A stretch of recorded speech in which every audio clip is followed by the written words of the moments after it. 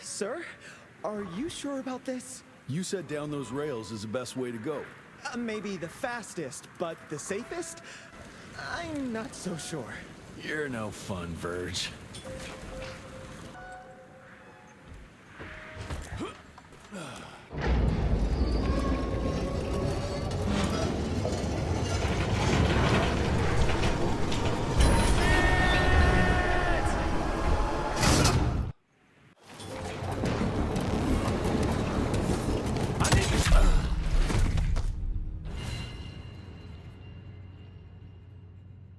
Looks like today we're continuing our AA style game review streak here with a game that, if you had told me came out back during the Xbox 360 days and was published by THQ, I would have absolutely believed you.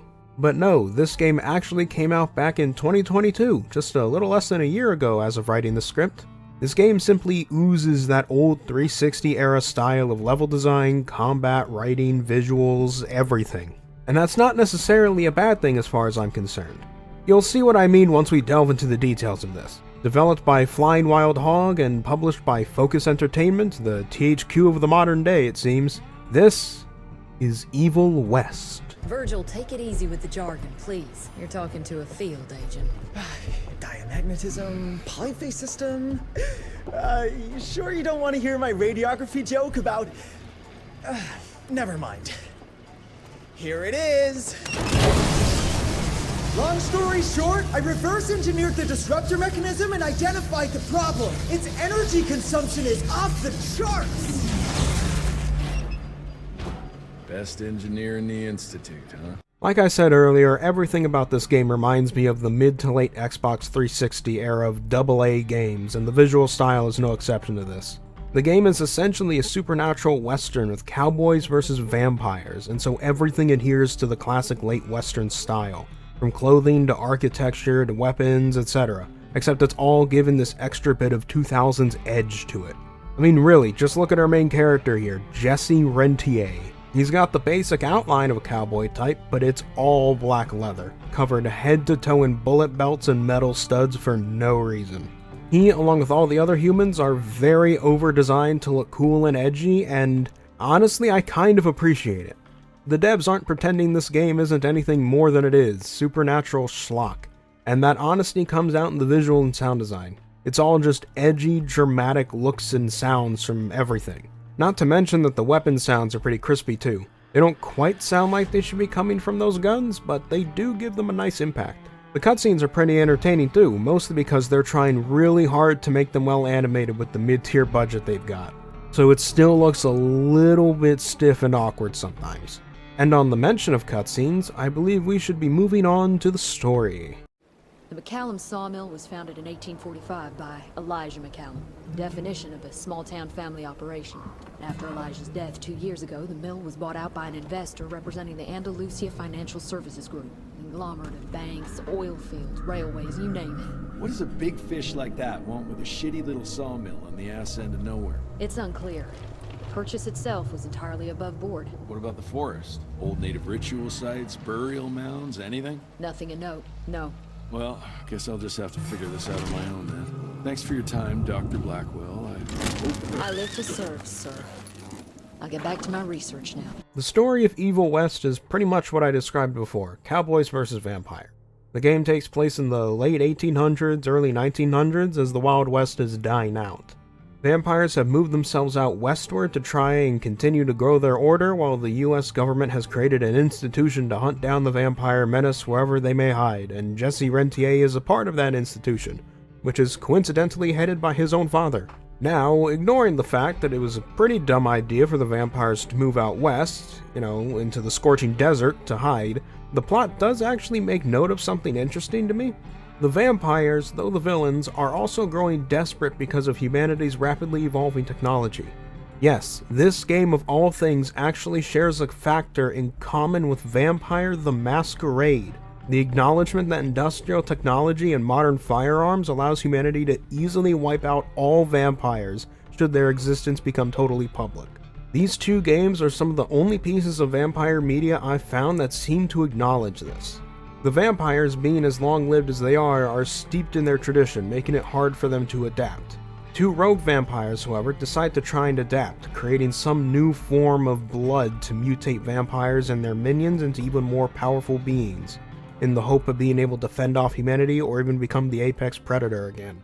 It's a method of telling a vampire story that I rarely see, so I certainly appreciate the approach. The game's story is by no means airtight though, mostly through the fact that all the characters just seem really short-sighted, all getting mad at each other constantly, or how the scientist lady calls a potential cure for vampirism a fairy tale, despite the fact that vampires and ghouls are very, very real. Not to mention that every other level seems to happen mostly because somebody decided to go strike out on their own, mostly unarmed, and almost get themselves killed while Jesse has to go out and save them. It makes it feel like the story just isn't really moving sometimes. Overall, not the best story, but I appreciate the premise. But on the note of those levels, let's talk about some gameplay, shall we?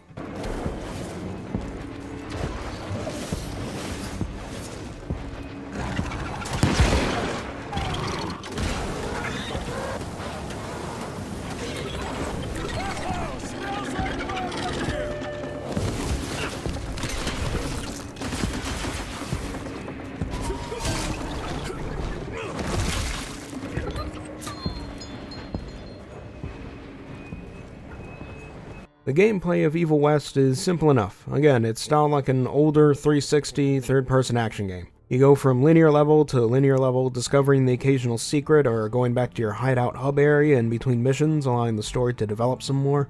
The usual kind of thing back then. It's a very simple formula, but honestly, I kind of like how linear it is. A bit of that is just from fatigue from all the open world games talking, but another side is just appreciating a simple level-based single-player campaign mode.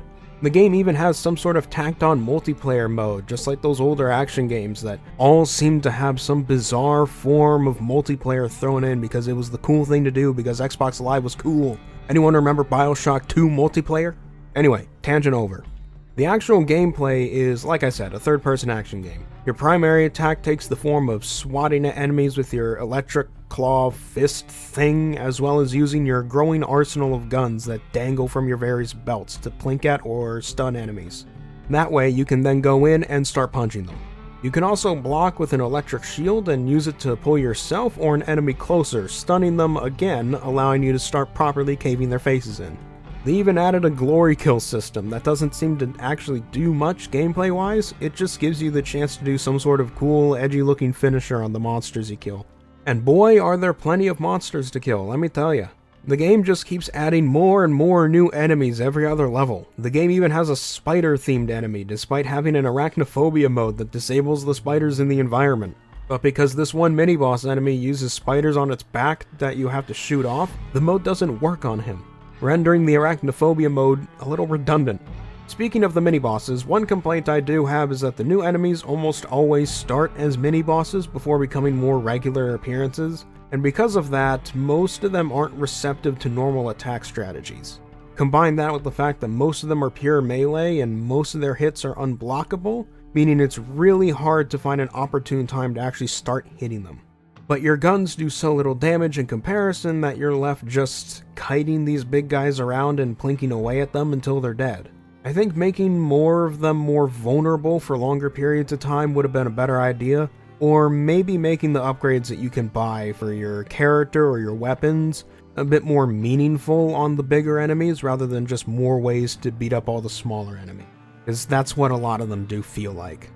Also, final note in regards to the spider stuff, if you turn on arachnophobia mode in an area with a lot of spiders wandering around, they disappear, right? Well, if you then turn it back on, the game will just spawn all of the spiders that disappeared around you, creating one of the largest spider swarms that even I did not have a stomach for, so I turned it right back on. Yeah, moving on.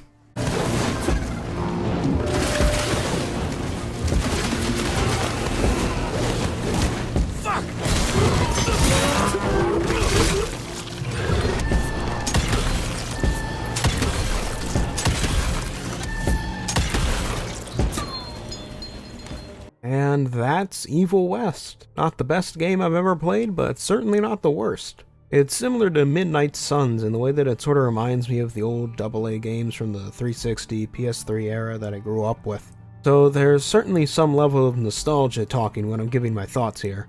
But hey, it's my review, I can say what I want. If you're anything like me and you also remember this earnestly average era in the games industry, you might want to pick this game up and give it a try. This has been TheRatMan, and I will see you all later.